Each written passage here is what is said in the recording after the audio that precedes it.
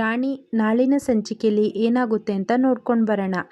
ಇಲ್ಲಿ ತೇಜು ಜ್ಯೂಸ್ ಕೊಡು ಅಂತ ಹೇಳೋಷ್ಟೊತ್ತಿಗೆ ಲೋಹಿತ ಬೇಕು ಅಂತಲೇ ಜ್ಯೂಸ್ನ ರಾಣಿ ಮೈಗೆ ಚೆಲ್ಬಿಡ್ತಾನೆ.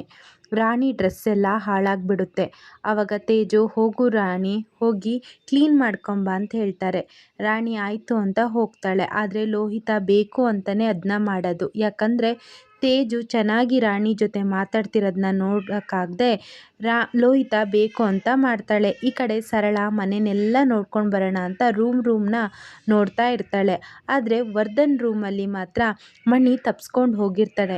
ಅಲ್ಲಿ ಮಣಿನ ಬೇರೆ ಅವ್ರ ಹುಡುಗರು ವರ್ಧನ್ ರೌಡಿಗಳು ಕರ್ಕೊಂಬಂದು, ಏನು ನನ್ನಿಂದನೇ ತಪ್ಸ್ಕೊಂಡು ಹೋಗಬೇಕು ಅಂತ ನೀನು ಅಂದ್ಕೊಂಡಿದ್ಯಾ, ಹೇಳು ನೀನು ಆ ಪೆನ್ ಡ್ರೈವ್ನ ಎಲ್ಲಿಟ್ಟಿದ್ಯಾ, ಆ ಪೆನ್ ಡ್ರೈವ್ನ ನನಗೆ ಕೊಟ್ಟರೆ ಸರಿ ಅಂತ ವರ್ಧ ಇಲ್ಲಿ ಮಣಿಗೆ ಸರಿ ಬೈತಾ ಇರ್ತಾನೆ. ಇನ್ನು ರಾಣಿ ಕ್ಲೀನ್ ಮಾಡಬೇಕು, ನನ್ನ ಡ್ರೆಸ್ ಹಾಳಾಗಿದೆಲ್ಲ ಕ್ಲೀನ್ ಮಾಡ್ಕೊಂಡು ಹೋಗೋಣ ಅಂತ ಆ ವರ್ಧನ್ ರೂಮಿಗೆ ಬಂದುಬಿಡ್ತಾಳೆ. ಅಷ್ಟೊತ್ತಿಗೆ ವರ್ಧನ್ಗೆ ಶಾಕ್ ಆಗಿಬಿಡುತ್ತೆ. ಯಾಕಂದರೆ ಮಣಿ ಜೊತೆ ಮಾತಾಡ್ತಾ ಅವನು ನಿಂತಿರೋದನ್ನ ಎಲ್ಲಿ ರಾಣಿ ಕೇಳಿಸ್ಕೊಂಡ್ಲೋ ಏನು ಅಂತ ಈ ಕಡೆ ವರ್ಧನಿಗೆ ಶಾಕ್ ಆಗುತ್ತೆ.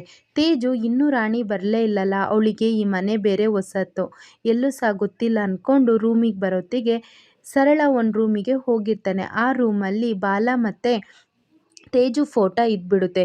ಇನ್ನೇನು ಸರಳ ನೋಡ್ಬೇಕನ್ನೋಷ್ಟೊತ್ತಿಗೆ ತೇಜು ಬಂದು, ಆಂಟಿ ರಾಣಿನೆಲ್ಲರೂ ನೋಡಿದ್ರ ಅಂದಾಗ, ಅಯ್ಯೋ ರಾಣಿನ ಇಲ್ಲ ಕಣಪ್ಪ ಏನಾಯಿತು ಅಂದಾಗ ಲೋಹಿತ ಜ್ಯೂಸ್ ಚೆಲ್ಲಿರೋ ವಿಚಾರ ಎಲ್ಲ ಹೇಳ್ಬಿಡ್ತಾರೆ.